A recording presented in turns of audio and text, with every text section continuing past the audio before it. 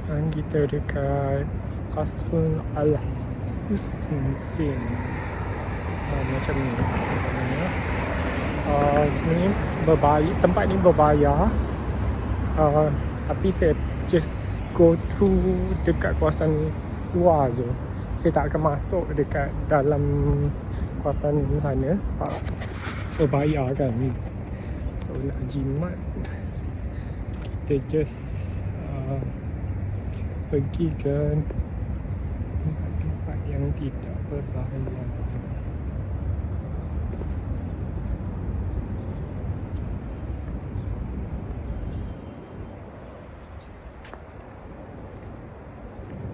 Dia banyak tempat macam monumen macam bilik lah aku.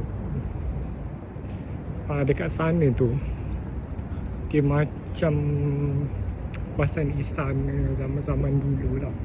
Walaupun saya ni memang peminat sejarah, tapi untuk membayar sebanyak 70 dirham, lebih kurang 100 itu, lebih baik saya berjimat cemat.